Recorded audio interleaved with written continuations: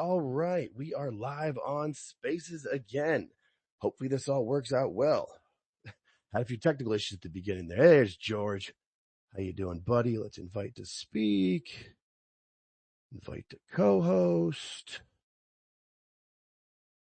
How you doing, my friend? All right, good. Me too. I was having a little technical issues at the beginning, but I'm good. If I pop out and if I sound like I ran into a mute, just let me know. I was having a connection issue, but all right. Our guest is here. Let's bring him on. All right. Our guest today is the one and only AEW Disciplinary Committee from Tooney Talk Wrestling, otherwise known as Dis. How you doing today, my friend? You gotta give him as a speaker. Yep. No, I put him in as a speaker, but I invited him to speak. You know how these things work.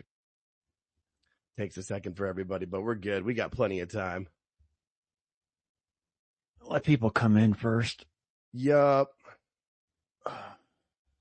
Oh, absolutely. There's just some music or something in the background.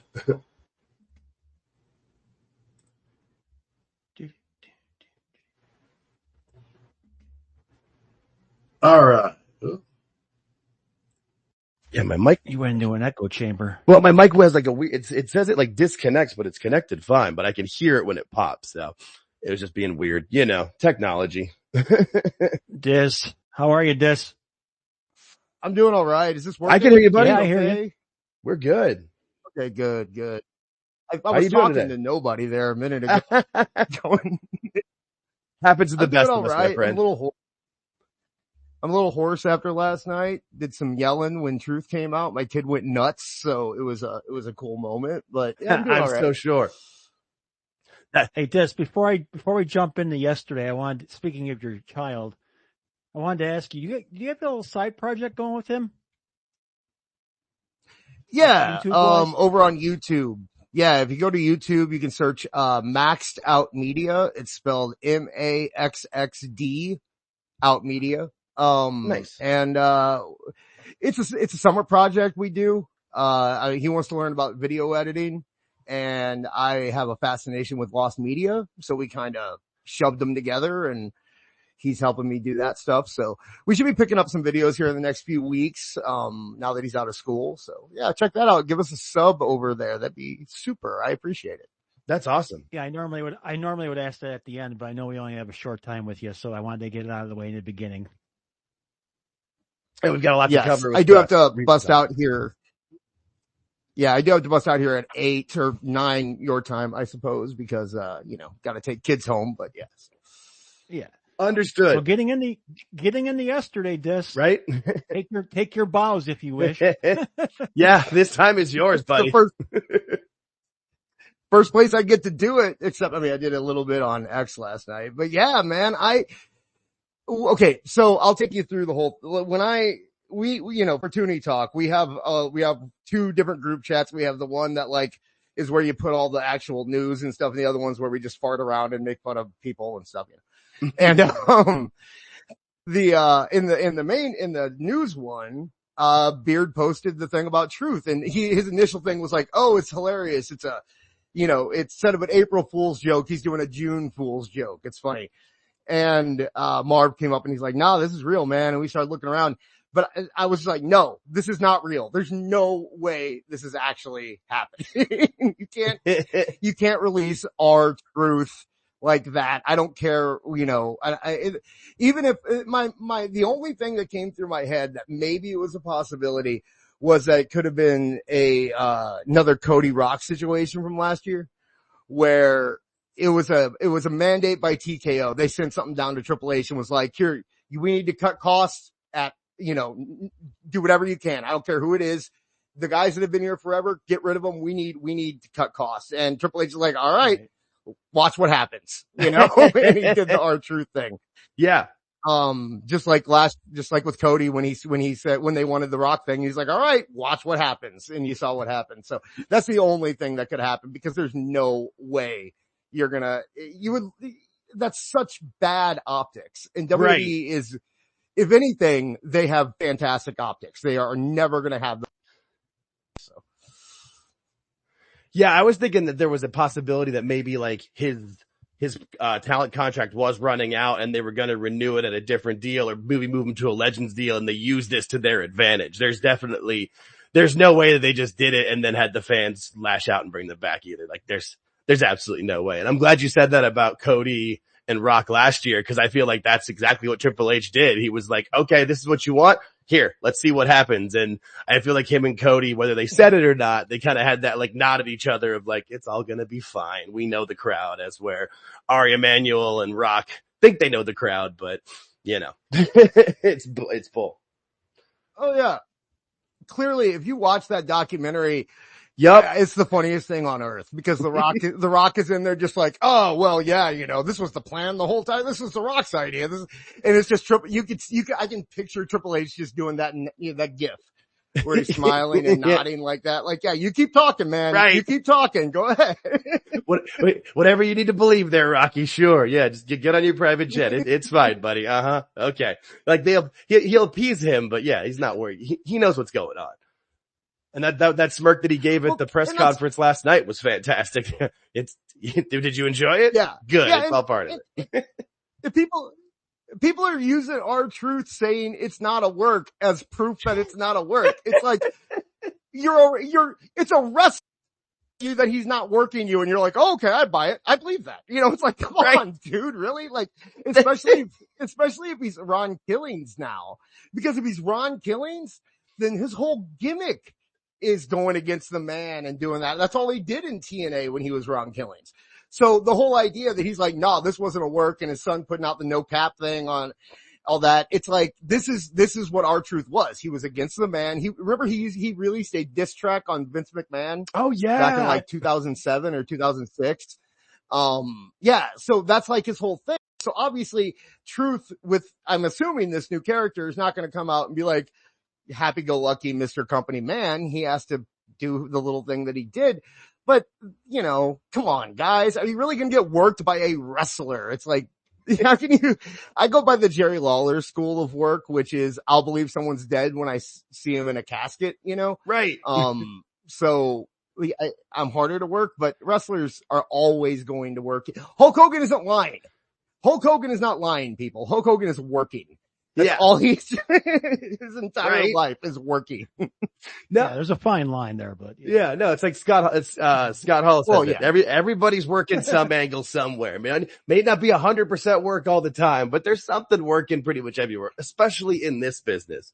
Yeah, I thought that was great seeing all the people saying, no, see, he posted. I also saw someone did the Photoshop of the old Hogan tweet of, working yourself into a shoot marks and that whole thing. That was my favorite thing about it. Right. Yeah. That people, they'll believe what they want to though, as always. But yeah, this is the people scrambling to tell you how much they worked is probably my favorite part of today so far. Right. so you're in the dirt your son sheet, freaked I mean, out when you they don't, saw you don't, him. you don't I'm have, sorry, Dis. oh yeah. No, it's very good. Yeah. No, he totally flipped out because I kind of had to break the news to him, right?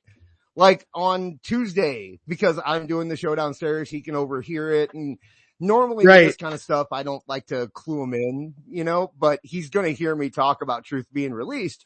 So I had to tell him, I had to be like, yeah, dude, I mean, I don't think it's real, but you might not see R-Truth again. And it hit him pretty hard. And when, he showed up on Saturday, dude flipped out, like absolutely. Sure.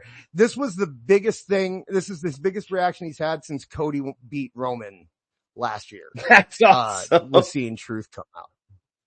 So, I mean, that's, and like, but I love the dirt sheets. The audience. Yeah. I love seeing the dirt sheet scramble too. Seeing like Sap and, BJ Bethel was doing it a little bit. Just, oh yeah, this happened last minute. Happened 30 seconds. They had no idea, it's just like, dude, I mean, I know these spaces get weird. SRS isn't like hiding behind a corner going to jump out at me or anything, is he? If I talk about No, we don't let anybody. I was going to say, if he is, he's got to ask to speak. So we bring people on as we go. We try to be different around here. That's the whole idea. I appreciate no problem. It's worked very well and everyone seemed to enjoy it so far. So we're going to keep our plan going. But yeah, the R-Truth stuff was great. And I love watching the dirt sheet scramble. Even the good ones, it's like, because WWE's working you guys. They're gonna work the dirt sheets now. That's the movement going forward. And I love it because I'm not somebody who's completely against dirt sheets. I understand where they have a place in this business, and it really just gives fans something to do more than anything. Without it, it's just like we'd be left to our own devices, talking in circles, yelling at each other. It'd be like 2008. So it's nice to have the villains, as part of the IWC. We all have the heels that we get to go after, but, it's funny. It's always funny watching them scramble and then watching WWE just kind of laugh and send cheese to them and stuff like that. I was just gonna say, and send him a cheese wheel. I mean, even John Alba was trying to defend it by saying like, well, I talked to promoters that Truth talked to. Like, so Truth didn't work the wrestling promoters, or the wrestling promoters didn't work you? Like, come on, man. It's a business full of carnies. Just stop. These people would have never made it during the 70s and 80s. God, no. I think about that with Tony Khan, where oh, you're good. You go. You're good. Go ahead. I was just saying, I think about it with Tony Khan, where it's like sometimes where he thinks he wants to, like, he thinks he could be, a booker like back in the 90s. And I would just like to see like what guys like Nash or Hall or Hogan would have actually gotten out of him. I mean, we think he's overpaying people now. Can't even imagine what would have happened then. He couldn't have handled it. Sorry. Kevin Nash would have drained every cent out of that man. Kevin Nash would have owned the Jaguars by the time his contract was up. Maybe even the bumper business. I don't know. Yeah, he would have really worked it. Yeah. The working. Yeah. R-Truth is from back then too, right? R-Truth was wrestling as K in like 2001, 2002. So he's that bit, and his buddies were, Road Dogg and Conan, who, by the way, Conan was in on it. You see Conan being like, well, he was getting paid $2.5 million a year. So I can see it's like they were all pushing it and all going. I love it. I love it. I love watching this. It's the best part of wrestling, and people that get mad that they're getting worked, watch something else, dude, because that's what this is. You should love being worked. Yes, please. It's the whole idea. Yeah. That's been the best part of WWE recently with their whole thing of like not of working the dirt sheets, is we're getting the surprises. Like, I'm sorry, but that moment when Punk came back at Survivor Series, nobody knew that was going to happen. And like, that was a massive moment last night, massive moment. Like, it's better this way. It's much more fun for us. And so, yeah, if I get worked, awesome. Please continue. It's enjoyable. It gives us stuff to talk about too. And it keeps us Did you guessing, watch the whole, Yes. Did you watch the whole day last night? You watched the Worlds What's that? Collide and everything? Did you watch Worlds Collide and everything too? I didn't get to watch all of Worlds Collide. I caught the Gable match at the end, which was fantastic. Awesome. That was another thing too. It's like, you can't please everybody ever, because I remember when WWE bought AAA, the big overwhelming conversation on the IWC was, oh, they're going to ruin it. They're going to make it a cartoon, blah, blah, blah. First off, watch AAA. It's already a cartoon, dude. Mr. Iguana and Psycho Clown. I love Mr. Iguana. Everybody does. Mr. Iguana, he's going to be on NXT within 2 months, I guarantee. But so everyone's talking about that. And then yesterday, when I go online looking for people talking about Worlds Collide, I see, what was it? It was, WWE, does WWE really think that AAA is going to be a international successful promotion when it's a cartoon, when it's built for kids, and the Mexican audience is not indicative of the worldwide audience? It's like, no, they bought a Mexican company to make a Lucha Libre wrestling company. That's what they wanted. This isn't going to be another WWE. This is NXT Mexico for all intents and purposes, I love that they stayed true to what AAA was. I like that a lot of their guys went over. They didn't, go in and just change everything or bury the territory. Conan was there. The announcing was really good for that main event too. So yeah, I enjoyed what I saw. I'm going to go back and watch it when I have a little bit more time. And, I'll probably give more thoughts on, Tuesday, Tooney Talk Wrestling. You can right there. So. There you go. Yeah, no, I thought it was a good show. I'm sorry. You're Jake, good. Go ahead. No, I thought it was a good show. I was good. By all means, George, you're on. I said WWE wasted no time putting the shirts up for the AAA guys on their shop. That went up quick. Oh no, because there's a cent to be made. And that's, you gotta respect it though, right? Like if there's a cent to be made, WWE's going to. And when people get on WWE about being so money hungry and grabbing for money and that kind of stuff, I kind of roll my eyes a little bit because it's like, guys, haven't we been harping on AEW for not being a business for like 5 years now? Isn't that everyone's number one criticism of AEW, that it's not a business? So, are WWE ticket prices expensive? Sure. Stop buying them because people are still buying them, and if people are going to buy them, if people are going to buy those shirts, if people are going to do all that, there's no reason when you're on this kind of a hot streak, you got to ride it out. And that's what they're doing. And I don't blame them at all. Like I said, it's a business first and foremost. So, I mean, the business has always been to make money. I know Last mentioned this on Cornette's podcast, but do you think AEW should start exploiting the fact that WWE is charging so much money? Like using it to their advantage? Yeah. 100%. Yeah. I mean, I'm usually I am against going directly after WWE, but I mean that cherry's been popped, right? You can't put the toothpaste back in the tube there. So since we're already here and they are pretending like they're actually a competitor and that kind of thing, I know when they had the issue with Collision a few weeks ago, we're now 30. I might do a maxed out media about the 30 minutes of Collision from a couple of weeks ago because I think that's lost media still. But that counts to me. When they did that, the first thing I said, I think I told MJ, look up ref. I think I told him, AEW right now should give away all in tickets for like 2 days. Say, you know what? We screwed up. The last 30 minutes of Collision didn't air. I'm not saying it's our fault. I'm not saying it's WBD's fault, but it definitely wasn't the fans' fault. And since we are the fan company, right, 2 days, you were going to give away free upper level, the cheap seats, but give them away and just fill up that stadium. You want to make it look good for TV. No one's going to bat an eye. No one expects you to fill it up. If you can fill it up with free tickets and say you're doing something for your fans at the same time, you're not going to lose a dime. You'll make money off merch. You'll make money off food and it'll look better on TV, but you can't do it because, their egos in play. But if I was going after them the way that they are, yeah, hit every single weakness they have. You can be cheaper than them, right? You can be more flexible. You can be more fan friendly. They should be doing more autograph signings. They should be doing more meet and greets and that kind of, do more sales on your merchandise. Anything you can do to get, that's how TNA survived for as long as they did. They can never beat WWE, but they could be the show that you went to because WWE was too expensive. They could be the show that you went to because WWE didn't come to your town. And if AEW wasn't so intent on being WWE and going to the same town as WWE does, like I said, WWE used to do house shows. I live out in the middle of the country and WWE used to do house shows, about an hour away from here. They have completely taken that. The past 3 years, they have not come near it, right?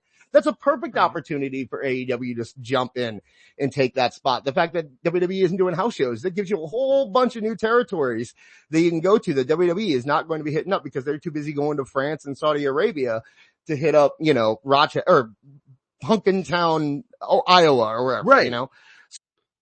You might as well become that brand, become everyone's hometown wrestling company. It's brand loyalty. They have no interest in doing it. I know that Tony Khan's now going in places and saying, we don't want people to gatekeep. Well, I'm sorry, dude. You did it to yourself. Okay. A little late for that one. You already got them down that road. Yeah. You can't go into your fans now and be like, no, we want everyone to be fans. Like it just doesn't work that way. So. Yeah, but that would take them focusing on themselves and their own world and their own house as opposed to, no, we're competition, we're beating. Like if they would focus on their own things, they could end up being competition and worrying about and we're working themselves into that. But from day one, it's been a fight and we're picking on the big brother. We're gonna take punches at him, but not really because if they punch back, we run away and hide. It's just sad. Yeah. Well, I mean, to be fair, WWE was in a much weaker position when Very AEW true. started. Very true. And everyone wanted someone to come along and I wanted someone. I wasn't watching WWE when AEW started. Neither was I I. was ready for something new.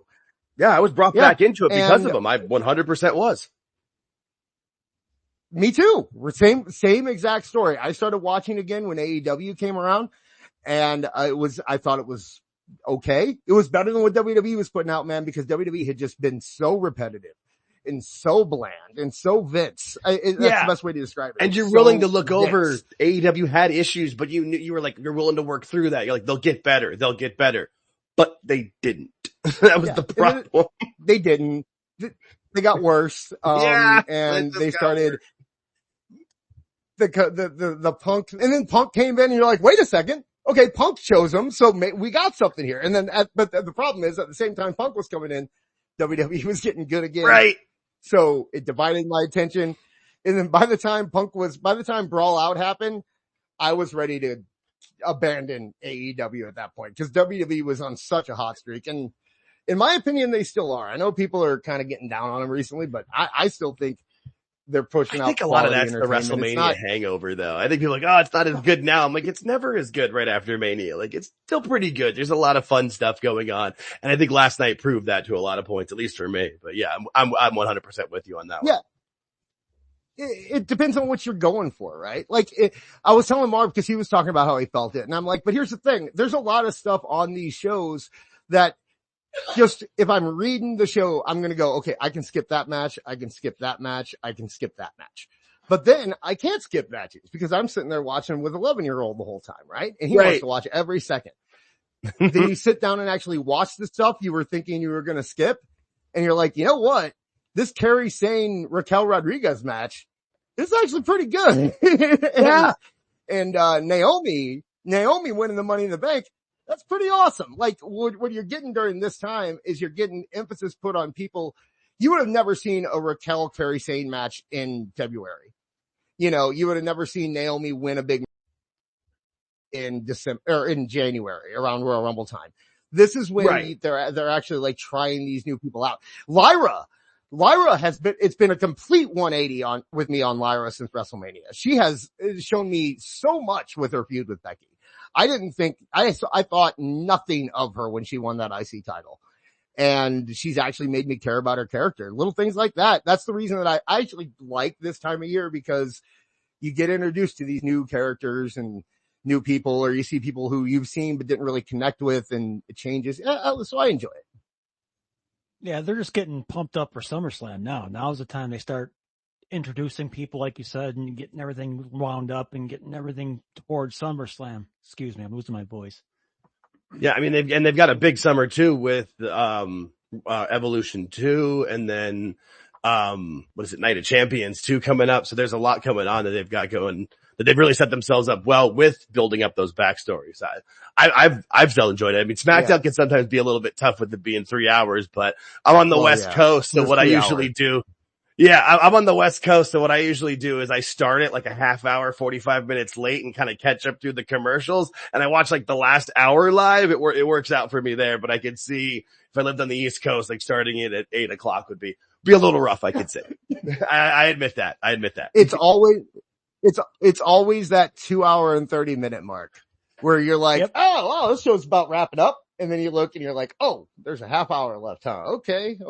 It feels like SmackDown kind of feels like an AEW pay-per-view where it's not necessarily too long. It's not necessarily too long in terms of like a piece of entertainment. Like there are things that I'll sit down and watch for 6 hours, but I can't sit down and watch it for 6 hours if you're going to throw an Anarchy in the Arena match as your third to last match of the show and then follow it up with a trios match that I don't care about. And I'm sorry, Hangman Page, it might have been great if it had been on at 9 o'clock. Okay. But trying to sit through that thing at 11:30 when you're just wanting to go is, it's hard. And SmackDown's getting that way too. And you can tell Triple H doesn't want to do it. Because I remember when they asked him about it and he goes, nope, no, absolutely not. It is not permanent. We will be switching back.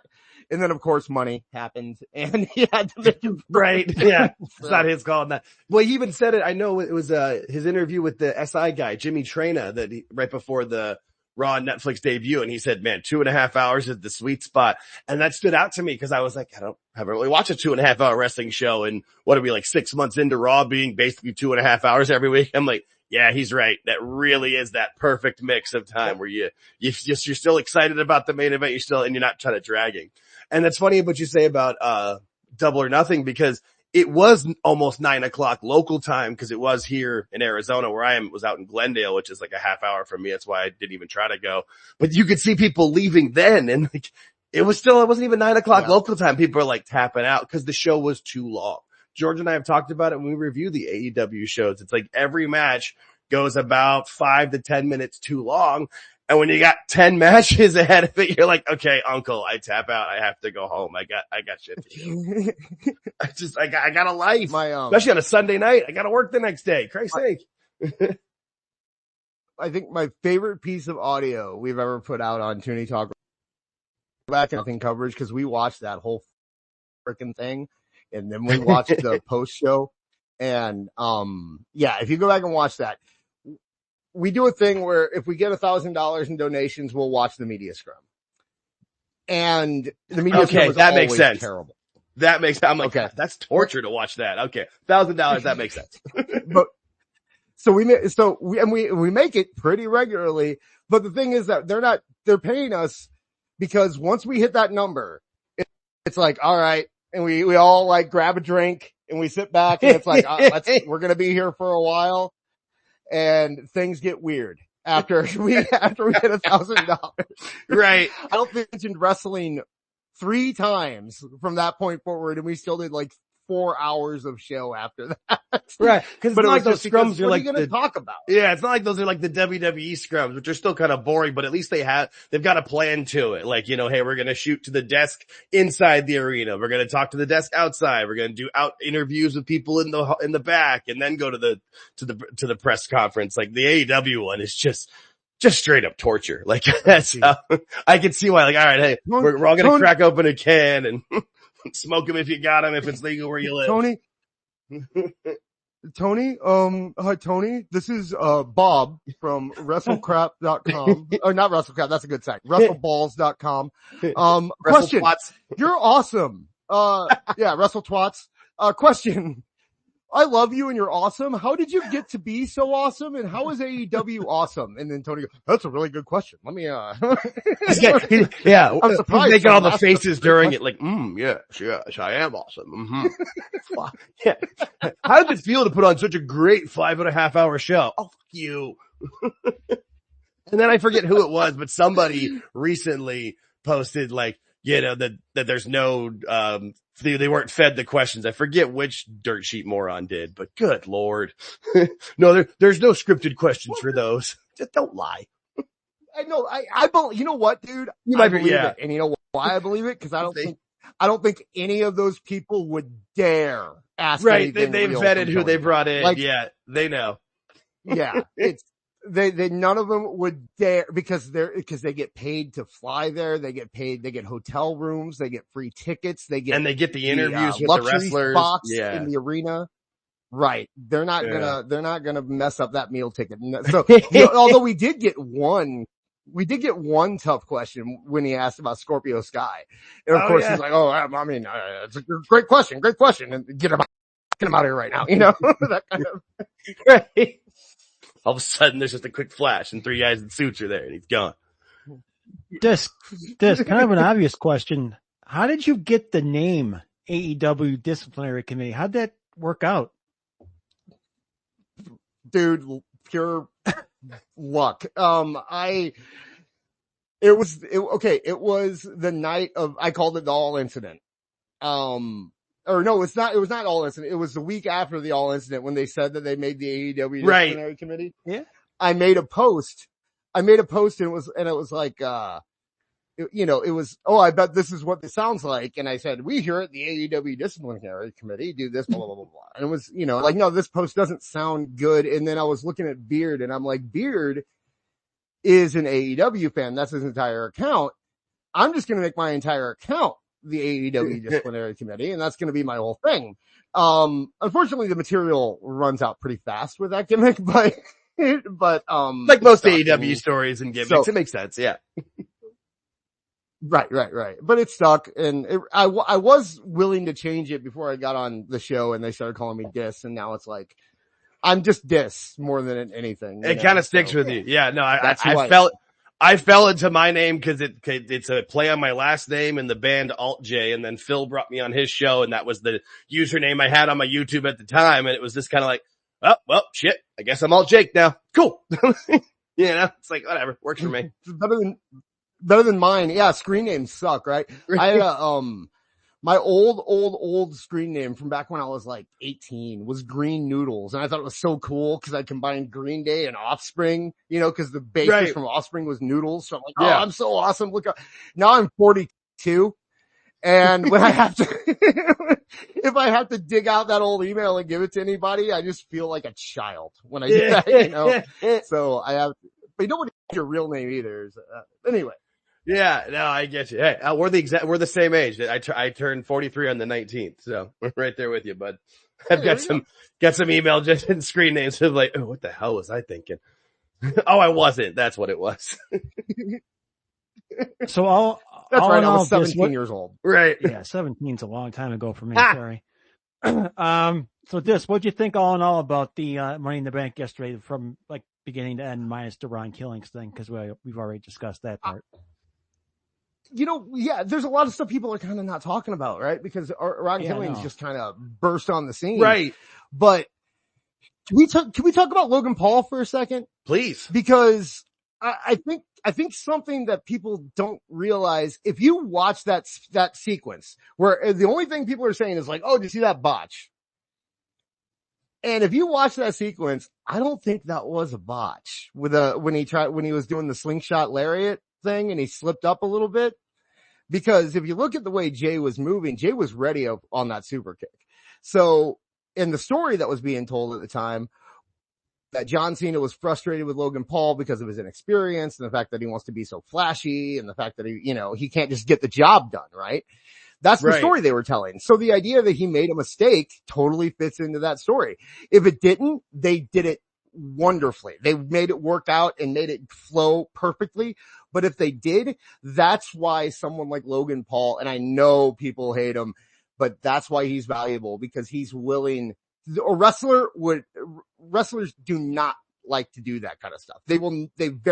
Jericho says that he botches on purpose all the time, but it does not happen very often. You get a guy who doesn't mind looking inexperienced, who doesn't mind looking like he's messing up because he's too flashy, and you can actually get great stories off of that. Braun did it too. Remember when Braun was the IC champion and the whole deal was that he was young, dumb, and full of cum, and he was going to make a mistake eventually, and that's why he lost to Sammy, because he made a mistake. Right. I love those stories, and they get told so rarely in WWE or in wrestling, because everyone's so worried about how they look in their image, and they don't want to they don't want to look bad. Right, exactly. So when you get something like that, and dude, I don't care who you are, that that's where I was headed, buddy. You read my mind. It's so cool. Like I can't help it. And he took two, and it wasn't even just the superplex, but he takes the splash too. And like, that's, aside from obviously, yes, Ron Killings, R-Truth is the video or clip you're seeing the most, online after it. But the second one I'm seeing the most of is that from Logan Paul. And the fact that he was willing to do that and make it work. Like, I know when he first came in, he really wanted to be a babyface and thought he was gonna be. But somebody worked with him and realized, like, no, you are the perfect heel. And he's bought into that. And yeah, he's a douchebag, but the character he's supposed to be, it works. Like, he's such a great heel. Like, you love to hate him. It works. And, while we're on Money in the Bank too, I think I kind of cooled out on the whole Money in the Bank gimmick. So the idea of giving it to Seth does not bother me at all. Makes the most sense. It's basically a year off, right? We don't have to deal with the stupid, is he going to cash in tonight? Is he going to cash in tonight? That's the thing that everyone got tired of. And we don't have to deal with that now, because Seth's going to cash in probably in the next month. Could then it's just tomorrow, honestly. And then the way that match works. Yeah, probably. That'd be my guess. And then you have Naomi winning, who she deserves it. She's been there a long time. That her thing on the post show actually kind of hit me a little bit, tugged my heartstrings when did you see that by chance? Yes, where she was talking to Big E? Yeah. Yeah. I loved it where cause she turns around to the crowd and she like, I'm a heel. Stop cheering for me. Like, she right. couldn't help it with the ball. It was adorable. So. Yeah, no, and it does, and hers makes sense. I wouldn't be surprised if she's the first female to not actually be successful with the cash in, but if they make that because of Jade and the storyline, it makes sense. But you're right too about the Money in the Bank on the men's side, because that's why they had Drew win it last year, cash it in, fail because of Punk, and then we don't have to worry about it. Because I'm with you, like I get why it works, and the Money in the Bank is fun. But yeah, I'm kind of over the gimmick too of like, cause it can totally derail storylines, or look what did Austin Theory. It derailed him for a while. Right. Unless you have somebody who is ready and primed for it, you can't just throw it on. You can't giving it to guys like Jack Swagger and Austin Theory and stuff like that is kind of what ruined the gimmick. You have to have somebody ready and primed. And you don't, like Jey Uso would have been the only person last year besides Drew McIntyre that probably could have pulled it off and really gotten the gimmick back over. This year, maybe Gable or El Grande Americano. Gable wasn't in the match, so it had to be geez, I completely failed to talk about this. Seeing Chad Gable basically main event 2 pay-per-views in one day yesterday made my heart feel so good, man. That guy deserves it more than so many people. I'm so happy. I mean, just being able to remember everything in both of those matches, cause you're in a match with Vikingo, you're doing a bunch of crazy shit. And then you got the Money in the Bank, which is also a bunch of crazy shit. Yeah, no, shout out to him. I mean, Vaquer as well having 3 matches in I think someone did the math and it was like 17 and a half hours between the 3 matches. Like, good Lord. That's awesome. And that's how you get over. I saw someone say yesterday that it's not something you love to talk about, but this feels like they are priming both of them for something big, right? Because before you do, you gotta make sure that they're not gonna fall apart. And you don't want to see people injured, but if she didn't get injured doing 3 matches in 17 hours, one of them being a Money in the Bank match, if Chad Gable didn't get injured doing 2 matches within a few hours, both of them being very high impact, you can pretty much bet that you won't have a problem putting some money behind them, Not even that they did the Money in the Bank match as well, but that was the last match for both of them. Like if Steph went into that match beat up, and shout out to both of them. Another shout out too of like a moment that no one's talking about is we got the I hate you solo moment, which was awesome, but it was, it's been buried by all the other stuff that's happened. But I feel like that's something that has been building for quite a while, and you kind of knew it was going to come, but it was cool to see. Well, and then I think the story that Becky and Lyra told was brilliant. The whole, it's something very simple, really does go back to like the territory days, the idea of like, you're going to raise my hand if I win. Yes. That's a stipulation that you don't see very much because it takes 2 very talented people to get it over. And they did it. It was kind of weird seeing Lyra with her little chicken hair at the end walking around. That whole thing. She's trying to be super serious and she has one little chicken hair sticking up on her head like alfalfa, and it's weird. But, it happened. Their story was good. The Dom Octagon thing, I mean, they had a good match and it did what it was supposed to. My kid now knows who Octagon Jr. is, which is, saying a lot, considering he didn't know any of these guys 3 months ago. Now not only does he know who Octagon Jr. is, but all he talks about is Mr. Iguana. So they're doing something. And he didn't even watch the match. He just saw the clips on the pay-per-view last night. And that's all he's talking about today. Well, besides truth, Right. No, that's awesome. No, that was the entire point of having the show. It made perfect sense. And yeah, I thought it was a very successful day for WWE overall with showing their partnership with AAA. They even were able to have, get NXT people even more over with Javon Evans and Ethan Page and everybody looking great. I thought it was smart to have Dom get involved on the AAA show to then have a match at Money in the Bank, which is funny because when George and I did our preview for Money in the Bank, I'm like, I'm really surprised there isn't a fifth match on this card. And we recorded on Thursday, so I thought it was going to be added on SmackDown, but they figured it out and put it through on Saturday. So it all worked. Yeah. And it was a good match. And remember, they had a good day yesterday, but you remember the day before, actually earlier in that afternoon when people were saying that, who was it? Was it Coach? It wasn't Coach. There was somebody who said Coach. like with 18 months, Triple H is going to be ousted from TKO. Like, you really think Triple H is going to be ousted from TKO within 18 months because of what? Because there's 5 people complaining about him. Like, come on, dude. Really? I think whoever said it said he was going to be replaced by like The Rock's friend. Yeah, right. Exactly. That's it. It was going to be a power move from The Rock's friend. No, we've all seen what's going on. Especially with how bad things are going with UFC. I'm like, this is TKO's cash cow right now. They're happy. They're doing well. When you actually look at it. I don't believe. Go ahead. No, go ahead. Go ahead, George. No, I was just going to say, I don't believe that. It was really quick. I don't believe that TKO views WWE with the same reverence as they do UFC. I do think that UFC is their baby. But that being said, they do know where their bread is buttered. Right. And WWE is the cash cow right now. Exactly. It might not be their baby, but it's the cash cow. So, all right, we'll take it. Yeah, they're not upset about it. That's for sure. I think the amount of people that are actually considered on Twitter are a very, very small percentage of wrestling fans.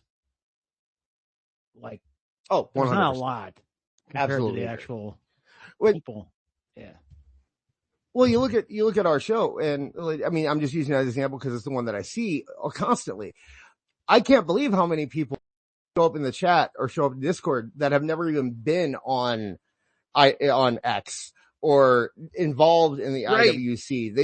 They're just wrestling fans. YouTube videos or wrestling fans who find Discord channels to join because they don't want this whole like Reddit, X, Blue Sky weird ecosystem really is not very conducive to being a wrestling fan a lot of times, unless you just really like to fight. It's a fun diversion, but most wrestling fans are just a consumer. I sat next to a kid when I went to Backlash who had never watched wrestling on TV. He had only watched wrestling on YouTube. Wow. And he knew every storyline. He knew every wrestler. He had t-shirts.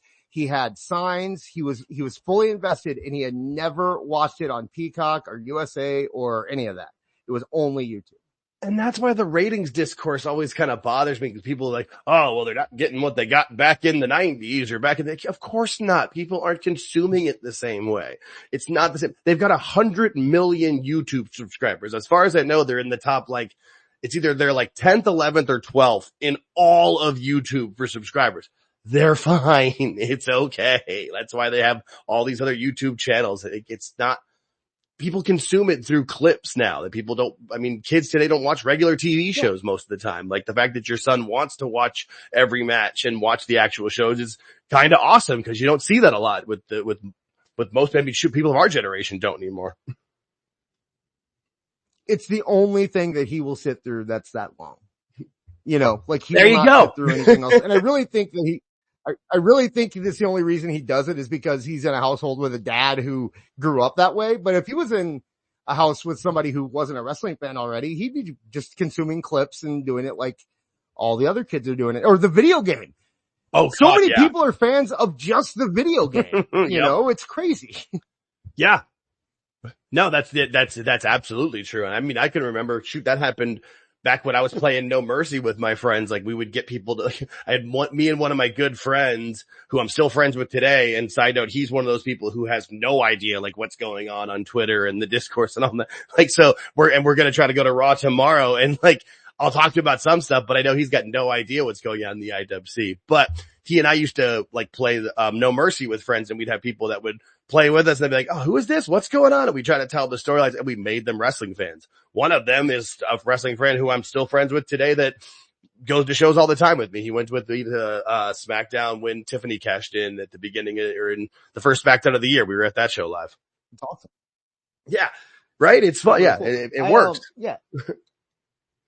but it's a different way of I still have consuming. wrestling buddies from, I still have wrestling buddies from way back then. So yeah, it's nice to have those people that can, go to those shows with you. But the game stuff drives me crazy though, because all the kids are so obsessed now with signature moves and like this is a signature, this is a finisher, this is this, and this is this, and this is what this is called. Yeah. If you say it's like, oh, come on. It's like, who is a wrestling, who came to wrestling through video games, and most of them are AEW fans, to be fair. Yeah. Which I mean is also probably why they expect people to kick out of 46, to have 37 false finishes in a match, because everybody's got to kick out of their finisher 3 times. Yeah. No, it makes a lot of sense when you actually think about it.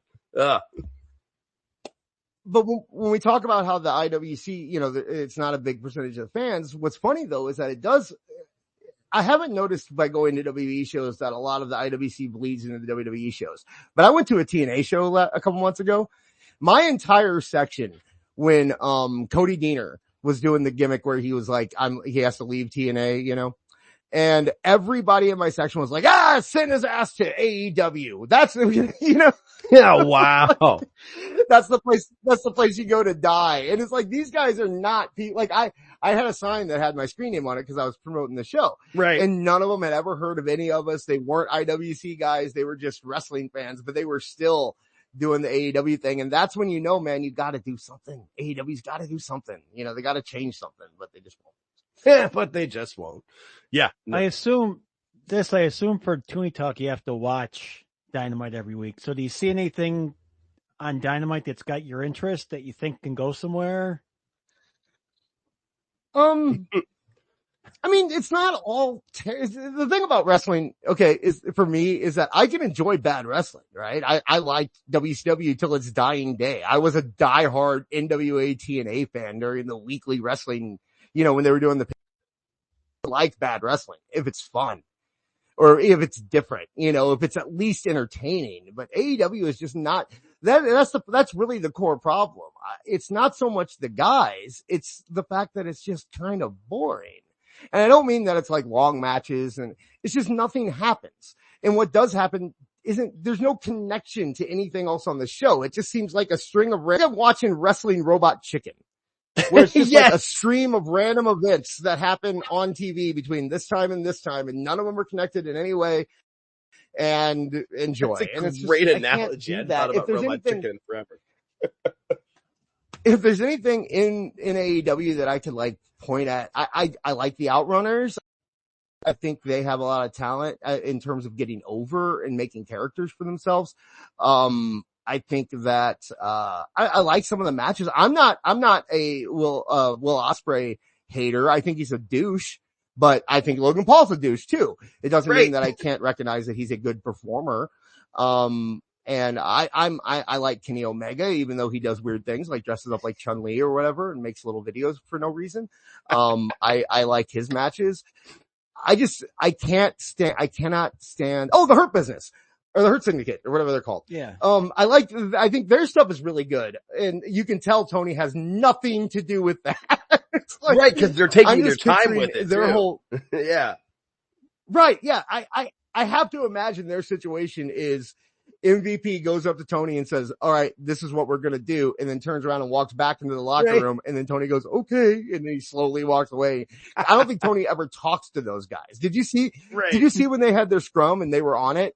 And they were yelling at the press the whole time, and Bobby Lashley looked like he wanted to be anywhere else. Yeah. And you know that as soon as they got off, MVP looks at Tony and says, I am never doing that shit again. Yeah. So I do like the Hurt Syndicate.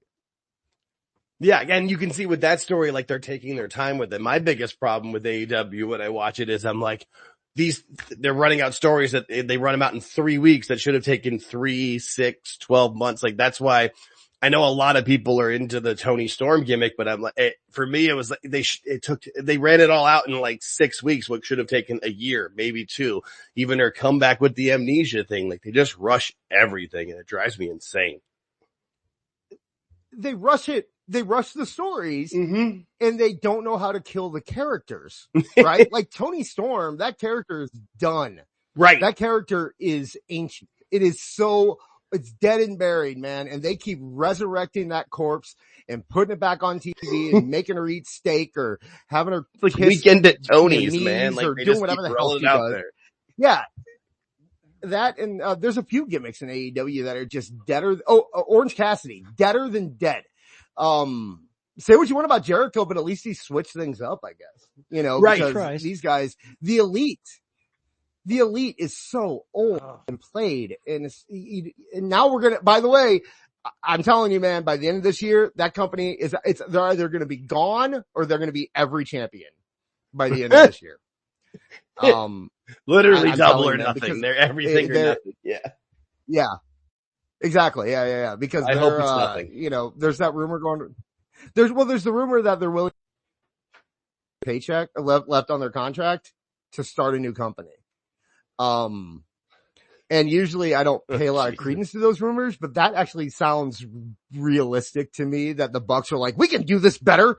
What is Tony doing with Mox? Stupid Mox. Look, you know, if they take Excalibur with them, I'll be a lot more interested. Yeah. Like, Jesus, please go.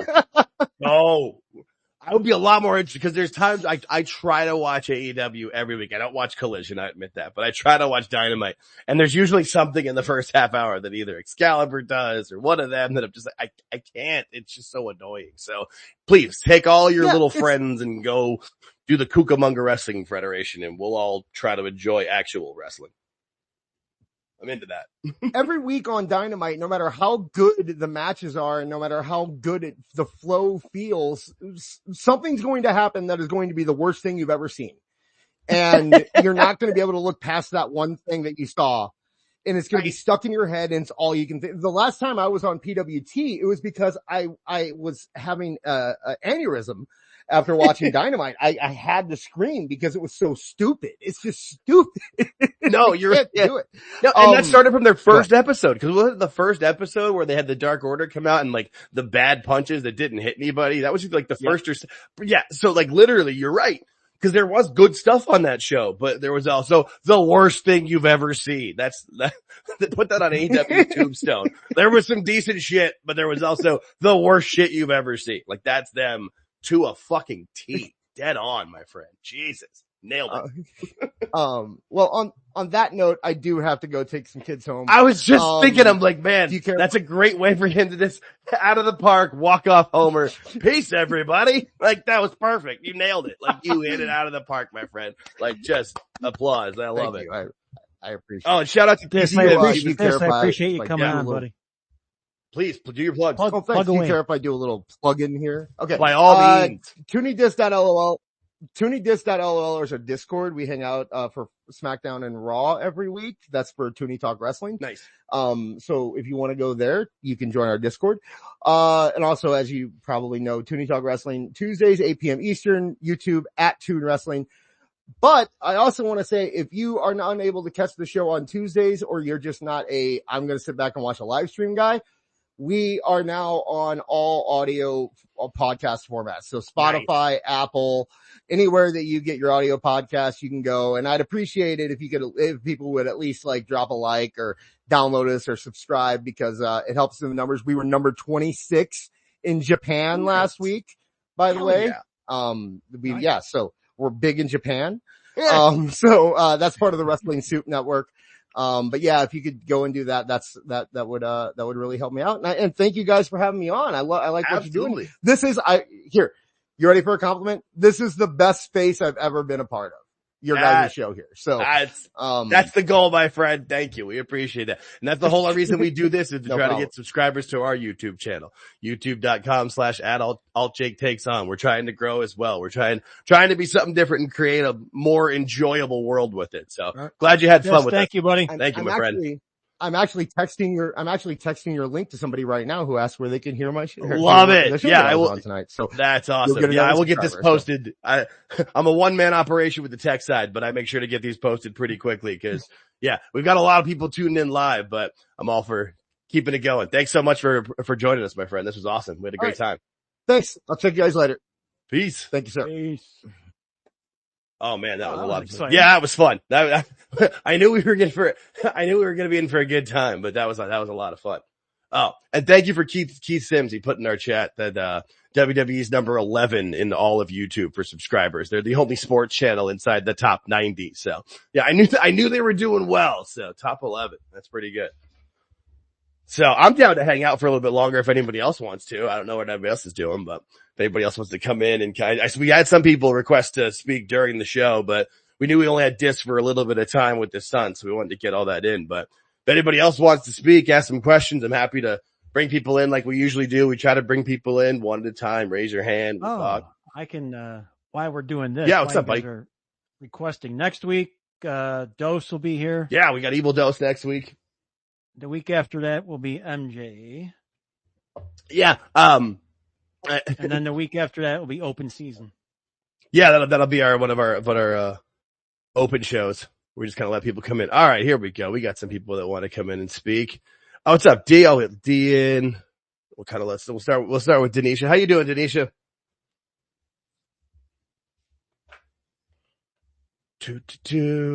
You're on mute if you're trying to speak, D. Oh, we got some. Hey guys. How you doing? Hey. I just got in here. I was like, okay, this is not going on. Oh yeah, he went pretty quick. That was he had a lot to say.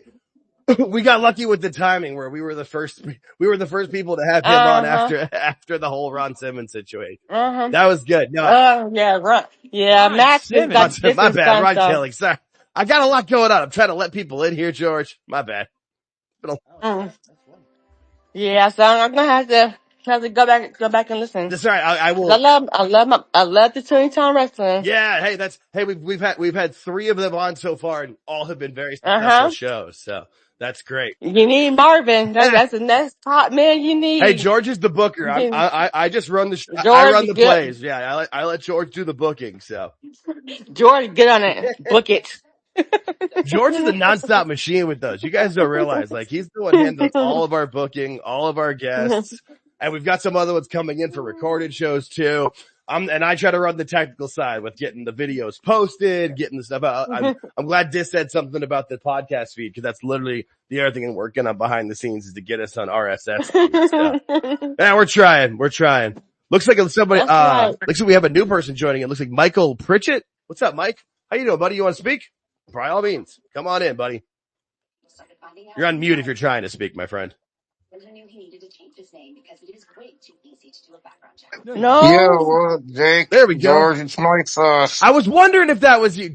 I saw you earlier and I'm like, is that Mike Sauce over here? All right, Mike Sauce. All right, you're getting a follow now. I'm afraid to follow different people because I end up getting randomly with the, there's a few people in that thigh rub mafia that don't like me. So I've had some random friend requests from accounts. I'm like, who is this? What's going on, Mike? How you doing, buddy? I'm doing alright, just watching TNA against all odds. Nice. Boom. I've seen that. It's really good. Hey man, TNA, you gotta give credit for TNA that's kind of like what Dis was saying before about what AEW is doing wrong where they're focused on only trying to be competitive. Like if they just focused on their own thing. TNA works on their own house. They puts on their own shows, which there's a lot of great wrestling on it, but there's some weird and indie fun stuff too, but they do well. So I'm always with them. I wanted to go to the show. They were in Tempe, Arizona on Friday, but between trying to go to Raw and figuring some other stuff out, I couldn't make it out there of it, but I hope they come back here soon. I will definitely go again. And I shout out to Joe it's a pretty good show.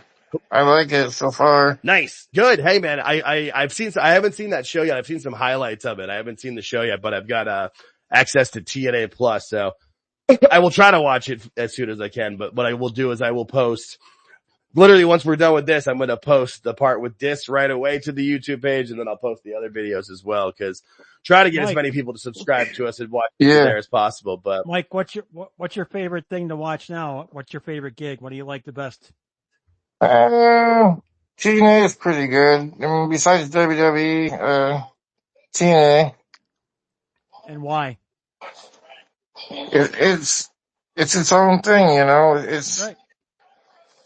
Not like WWE. It's a mix between WWE and AEW without the bullshit. The AEW. But with a good filter. It seems like they know what they're doing with it, yeah.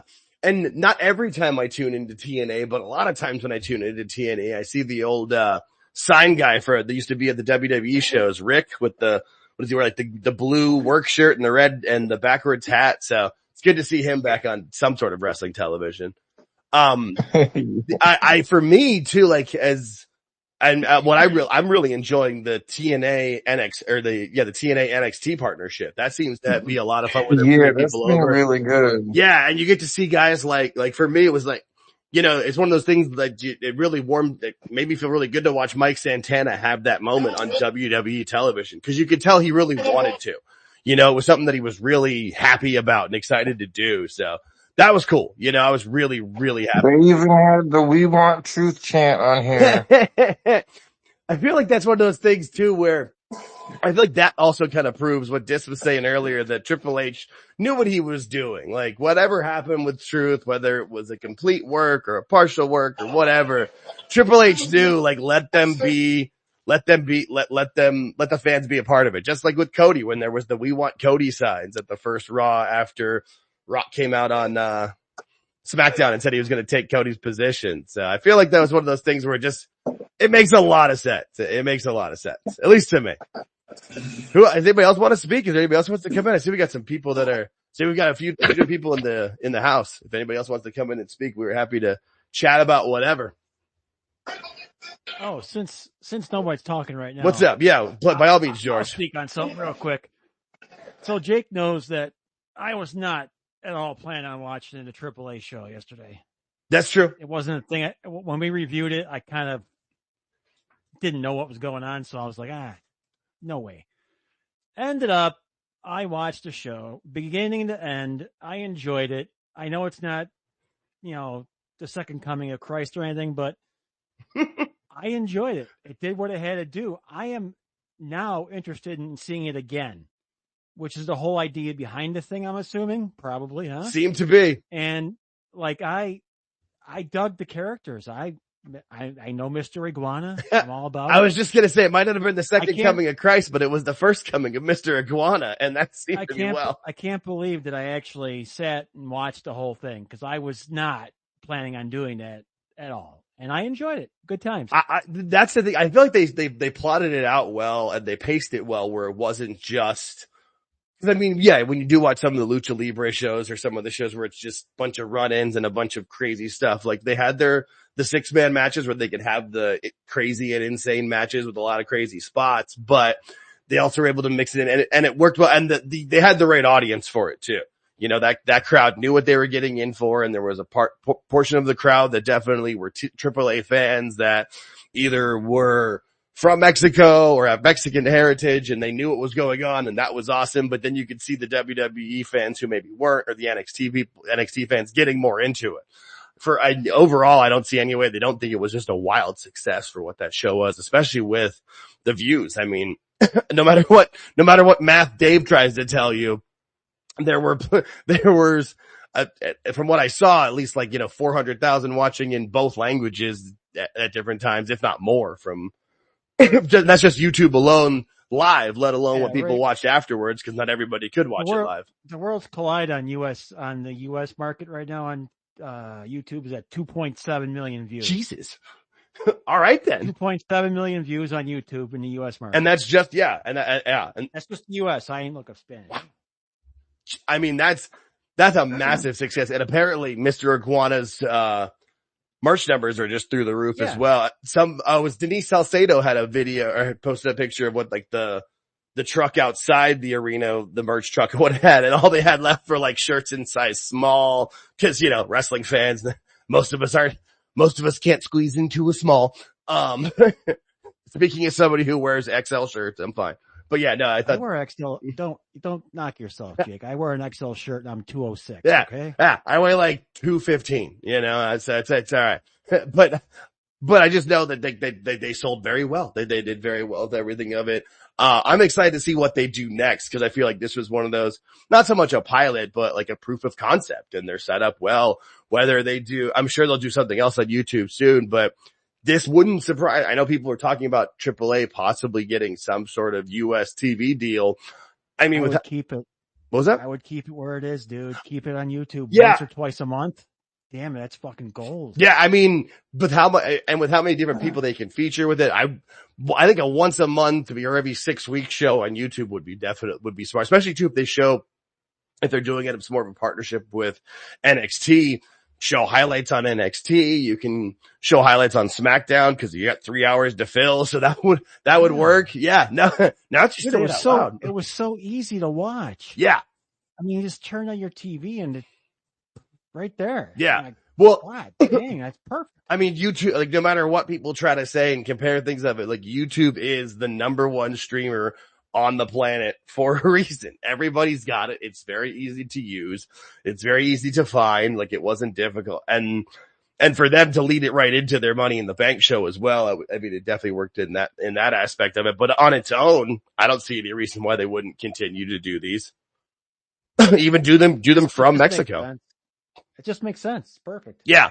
I don't see any way this wasn't more of a success than they were expecting too. I mean, from what I've seen, I wasn't really sure, especially too, because a lot of WWE fans, especially the people that are very anti AEW, would be trying not to enjoy that type of wrestling, but it was presented well. It was fun. Most, if not all of the feedback that I've seen online has been nothing but positive. So yeah, no, I'm excited to see what they do with it from there too. Like I feel like they've got future plans and I'm excited to see what they unveil. I wouldn't be surprised if they announced something for July for another show for them, or maybe August, but probably within the next 6 to 8 weeks. No, that was a good show though. I very much enjoyed it. And we've got you watching NXT more too. You watched the last couple of NXTs. I mean, we're expanding those horizons. We haven't got to a full episode of NXT yet. Hey, that's more than we had. When we were first starting this show, I'd bring up people and you're like, who? What? Where? That's why I only try to tell you the people I liked. Yeah. Worlds Collide Spanish, 1.6 million. And you said the other was 2.7? 1.6 million in Spanish and 2.7 million in English. Good. Not bad. God. So what, that's like 4.3? That's pretty good numbers. That's amazing. They weren't expecting that. I No. don't think they were expecting that. No. And I mean, it was a great showing for everybody on the card. And that's, like I said, another reason why I think Dominic got involved in that, so he could be part of that. And then they got to move that match to have that match at Money in the Bank. And I mean, the NXT match, I mean, Javon Evans had a great showing for himself. Ethan Page looked great. I thought Javon Evans is a nut, dude. He's legit crazy.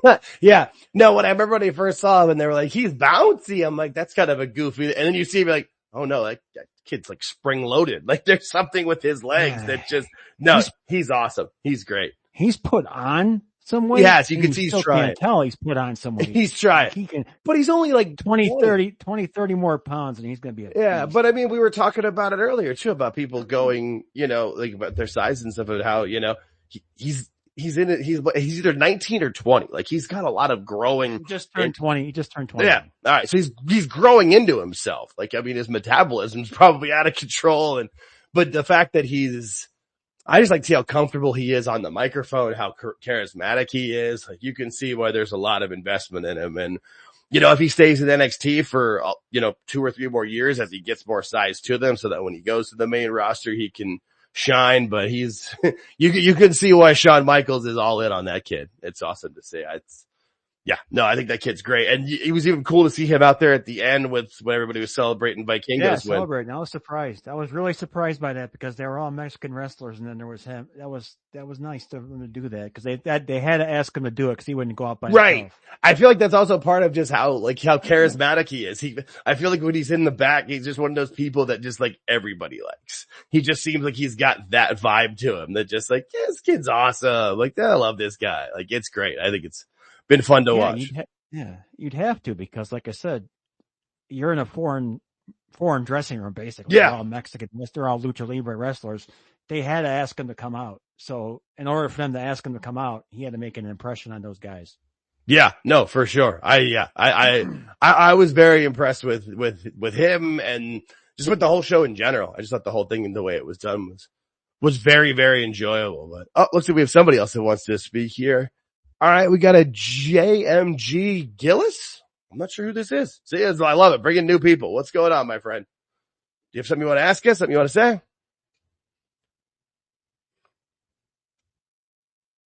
You're on mute if you're trying to speak. I don't know why. I'm pretty sure the system automatically mutes people when they come in. Yeah, you do. There you go. What's up, buddy? Go ahead, caller. I can hear some background. Well, if he tries to, jump in. If not, it happens. If you want to speak though, JMG, we're here. We're ready for you. If anybody else wants to come in as well, I see some people that we know in the chat. If they want to come in, by all means, speak up. We're happy to bring them in. I'll recap the schedule one last time here. Obviously this week was Dis. Next week is Evil Dose. Dis and Dose. I like it. Dis and Dose, and MJ is on the 22nd. Yeah. Oh. You're kind of choppy there, bud. Sounded like a bad Wendy's drive-thru, my friend. No, and I just posted the clip actually of MJ when he was on with us on our last free-for-all show.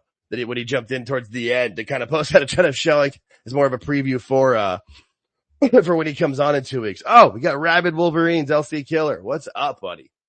There's people. And like you said, I see a lot of people's names in the chat that I know either we interact with or have seen before. This is awesome. I want to keep growing with this space. This is fun. Rabid, what's up? You're on mute, my friend. Oh, hello? Hey, what's up, buddy? What's up? Yeah, it took me a little while how to use spaces. I really don't know how to. It's all good. Hey, we're all learning and figuring out as we go. It's fine. That's the fun of it. There's no judgment. There's no shaming here. We're all learning as we go. It's part of the process. That's good. I just want to ask, I want to tell you and everybody, I pretty much end up watching the Worlds Collide about twice already. Nice. And I still have fun with them. That's awesome. No, that's great. I know, what was your favorite part about it? Was there something more of the crossover parts of it? What was your favorite part, I guess, or your favorite match? Well, I have two favorites. One, I think one of them was I think everybody agrees with this is the Mr. Iguana match. I don't think anybody's got more over yesterday than that guy. That's great. The second part I like personally was the main event of Chad Gable and Vikingo. Yeah. Vikingo, yeah, I cannot. I think what's great about that is they showed how good Vikingo can be, cause I know when we've seen him in AEW, and I haven't watched much of his stuff in TNA, but would see some of his stuff in AEW, and you just felt like you could just get him not so much controlled, but just less chaotic. It would be great. And sure enough, he had an amazing match with Gable. I enjoyed it. I'm glad you watched it twice and enjoyed it as well. Oh shit, we got Pro Wrestling Counselor in the house. Asking to speak. I've put you in as a speaker, Counselor, if you want to come in. Already you drop out. All good, buddy. I feel like sometimes people want to speak here and they hit the wrong button. No, Rabbit, I'm glad you enjoyed it. I feel like, again, that's the entire idea. Did you watch a lot of AAA before or just NXT? Was more, how I say this, I was younger, I grew up watching TNA, WWE, and AAA in the same time. Okay. That's awesome. So when they do, then we went up to now, I said to myself, WWE working with TNA and now AAA, I said to myself, I'm living the dream right now. Yeah, no, right. They really set everybody up to it. And then having Conan on commentary was great, I thought too. It had that tie-in, especially for any of us that are a little bit older on certain levels. Hearing Conan was I thought it was great. And I thought Graves did well as well as the lead. What's up, Counselor? I've got you in as a speaker now. What's going on? Thanks, Rabbit. We appreciate you, buddy. Yeah, thank you. Absolutely. What's up? Can you hear me? Yeah, we can hear you just fine, my friend. How you doing? Yeah, great, man. Worlds Collide was so awesome yesterday. Just hell yeah. People were talking about Lucha Libre. I get it. I guess the AEW freakers are joking around about it. Right. But if you're really paying attention, all these guys from AAA have characters. That's the problem with AEW and what's going on and whatever, not really having characters you can get invested in. So, it's just such a stark contrast between what WWE has done with AAA versus what AEW has done with AAA. And I'm just curious about to hear your thoughts about that. Oh my gosh. I mean, just in the presentation alone, again, we keep talking about him, but Mr. Iguana, like, did he ever wrestle in AEW or even they try to do anything with him? Cause I mean, WWE made that guy a star in a matter of Talk about minutes. missed opportunity. Wow. Yeah, right? Like, it's all in that presentation. They just know, it's easy to say and it's cliche, but they, accentuate the positives. They minimize the negatives. They put your best foot forward.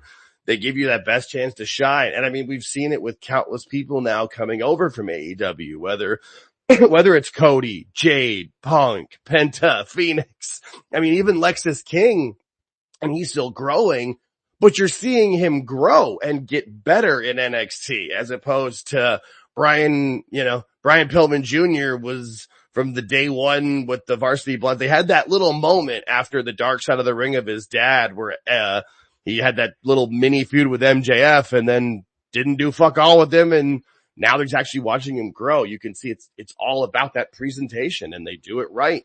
You're right. And I really wish just people would take a step back and really take a look at both of these things from an objective point of Yep. view and just see like, all right, what's happening with New Japan and AEW versus, what is it? Noah? I might be getting that wrong, but, Noah, right? Yeah, it was Noah. And yeah, okay. And, damn, what's that one? Gold something, the one with the women. Oh, Marigold?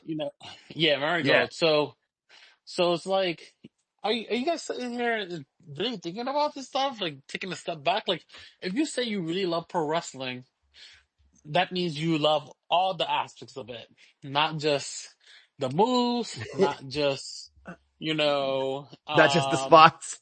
Yeah. yeah, the spots, you know what I mean? Like, that means you love the characters, you love the storylines. Like, let's be for real here for a second. Are you really thinking about what's going on?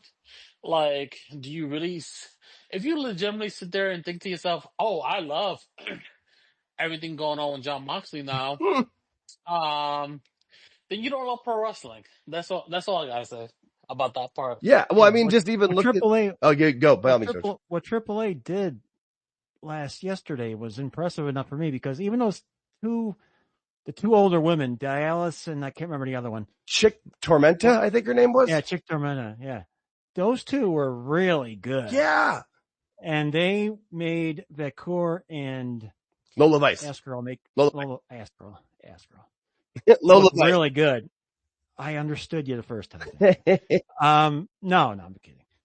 But they made them two look really good, and they were veterans of AAA, and they weren't soft with their moves. If you watch that match. Oh yeah, really and I love too. Just like that makes me think too.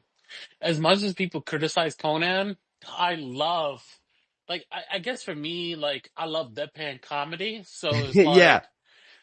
Hearing Conan talk is so like relaxing to me, and it makes me pay attention a lot more. So I get people being upset by that, with how he was talking and reacting and shit like that, but it just made the Devil's Kiss spot a lot more interesting and engaging than usual, Yeah, no, I definitely, I feel like a lot of people, and we've talked about it before, but people, they just want to bitch. They're just looking to complain and like, oh, he's not perfect at how I want it to be. Like, I enjoyed plus, I mean, I'm an old school fan from the original, like old school WCW days. Like I see Conan, K-Dog, whatever you want to call him. I'm happy to see him anytime on my screen, whether it was inducting Ray into the Hall of Fame when I can watch, Keeping It 100 or seeing him on commentary. And I didn't know he was going to be on commentary. So it was a massive surprise to me when I turned and saw that. Like I audibly was like, yes, in my head, 11:45 in the morning at my house or whatever it started because I'm on the West Coast. It was early, but that show was awesome. I think it was so much better than expected from a fan perspective. And like George and I were talking about before, just the amount of people that have watched it, the positive reaction to it. Like this is how you do a partnership versus, having Tony on your TV talking shit about your company, talking shit about Nick Khan, having his hands under his armpits like he's Mary Catherine Gallagher from Saturday Night Live, whatever. Just You gotta give some extra credit to Corey Graves though. oh, absolutely. Corey did a really good. I didn't think when that first started, I'm like, oh shit, this ain't gonna be very good. And he really did a good job. Conan did what Conan did, but Corey really they've never worked together. Right. Unless they've worked undercover somewhere, but Right. they've never worked together. And they did well. You kind of need like polar opposites, because I think what Corey Graves does is he really be turning it up. He knows, like, he gets the lay of the land, and he definitely does research and shit like that. Like, I appreciated Conan's background, and I like I said, I love deadpan stuff, but I could definitely see when Corey brings up whatever history that he knows about whoever they're talking about and seeing is definitely very engaging for sure. Because it's like, oh, this guy knows what he's talking about. It makes me interested in that too. Yeah, I've always liked. I think Corey's a better lead announcer than he is the color guy. Before they brought in Tessitore to do it, and they had Corey Graves doing the lead announcing, it was work. I thought he was doing better at it than he does with at least with when he's doing the commentary as the heel stuff. I think on NXT now, where he's just kind of being himself and giving his opinions, it works. But yeah, I definitely thought it was a lot better.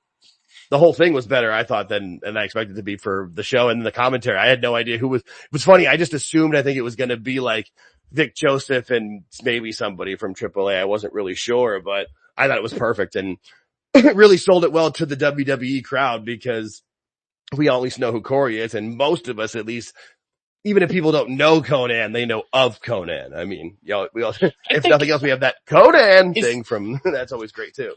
Yeah. What's also interesting too as well is how the event was branded, because I feel like, Twitter, a lot of people, maybe Reddit as well, just went into this thinking that this was essentially NXT versus AAA, but it wasn't like that at all. Yeah. It was branded how it actually was, in terms of WWE versus AAA. I really do feel like match of the night was the main event. Yeah. No, absolutely. And I thought it was great too. They did like the video packages about AAA, where they got to show that to you, where you saw the history and kind of understood what the promotion was and who the people were that ran it and all that kind of stuff. And yeah, the main event, I mean, even when like George and I previewed the both PLEs on Thursday, but even on our regular show, we talked about it a little bit. I was excited for Vikingo versus Gable, just because I knew Gable. I mean, we saw it with Penta's debut. Like, Gable can get the best out of anybody, and I knew they were putting a lot into that match, but that match was awesome. I actually, it's one of the things I do want to watch again. I haven't watched the shows again. I did watch it again. Nice. I seriously, there's a reason remember why. the last time I did this, but I was watching Worlds Collide live yesterday, and I watched the whole thing again today too. Okay, so maybe you'll pick up on one. And I never did that before. Never did anything like that before. So I mean, that says it all. Yeah, for sure. That's a massive success. Both of you guys watched it again. That's awesome. Yeah, they put Vikingo with Gable for obvious reasons. Okay, when you actually watch Vikingo, he's not good. No, I'm being serious. He's not. Yeah. He's not good. He be watching. He's very spazzy, and that's not I'm sorry if the wording isn't right, but I can't figure out a word for him. I'm not sure if it's nerves or what, but he doesn't slow down. No, I get what you're saying. He just keeps on going. I think it's he doesn't feel the moment. He's just go.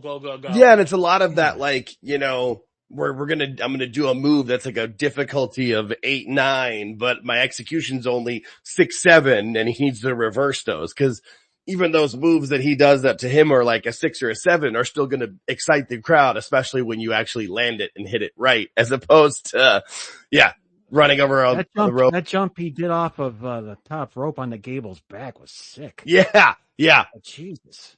Yeah. I don't think they were used to the ropes. I don't think they were used to the size of the ring. There were a lot of things that were happening that they're going to have to, mop up a little bit. Right.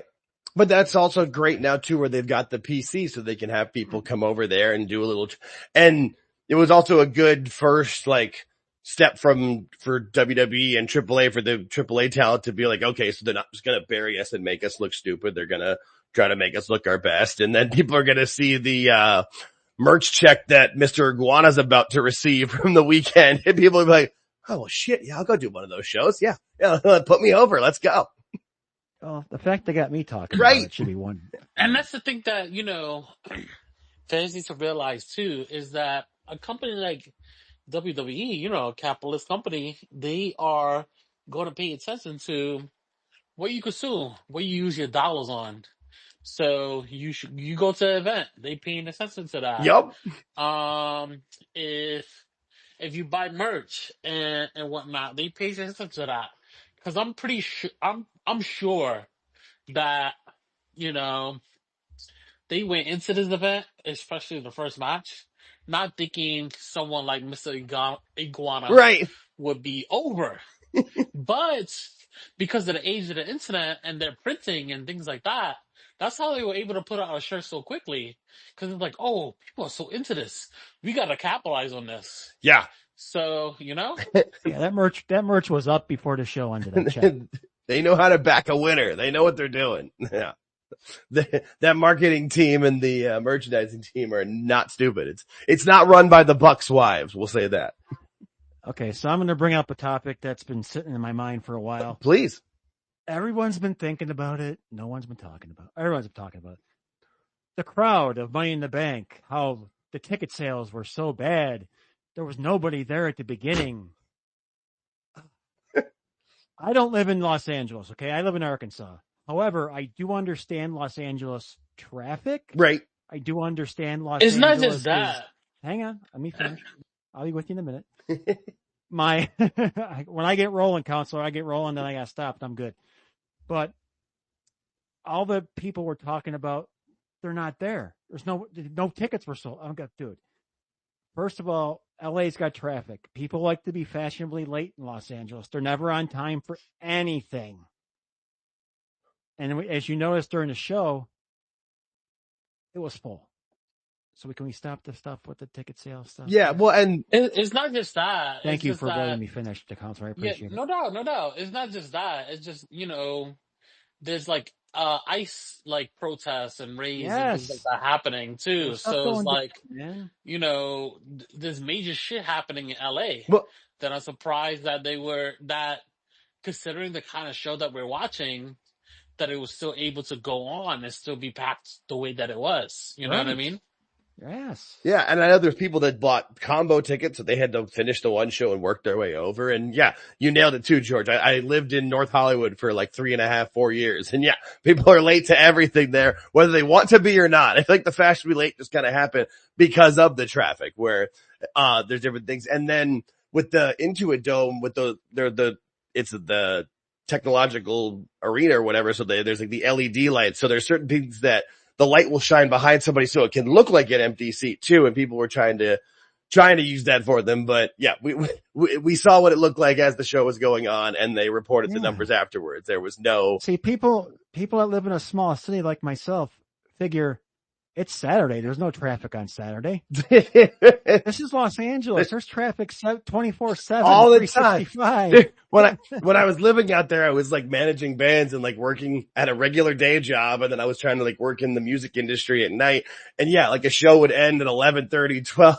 And yeah, you'd still be on the 405 like I'm in traffic. It was always, no matter what. There was a couple of highways that weren't as bad at certain times because they were more near like downtown or whatever, but 95% of the time, like you just have to plan for traffic. Yeah, it's amazing. Yeah. It's something like. Well, there's no public transportation there really besides a bus system for like if any city. Seriously? Yeah. Well, they built it. Technically there is a subway system there, but it's very minimal because the car companies like buried a giant part of it to sell cars in the 50s. Nice. Yeah, Very no, nice. yeah, there is a small subway system. I've been on it in LA. It's minimal and usually it's like a subway to a bus and yeah, it's a shit situation. But like, folks, if you like the conversation you're hearing, go to @AltJake talk. Takes on YouTube. It's in the top of the spaces. I've got it right in there. I've got the YouTube page, youtube.com/@AltJake takes on. We're growing every day, and we're trying to do something different in this space and have conversations like this and bring people on that, you know, even if you hear from them in other spaces, we're trying to at least have different types of conversations. And so far we're knocking it out of the park. You know, I mean, Dis said it was his favorite one he's been on. You know, we've had plenty of people. We also tell everybody we'll bring you on for an hour. Most people want to stay on for the hour and a half, if not longer. So no, this is, I know. I'm loving these.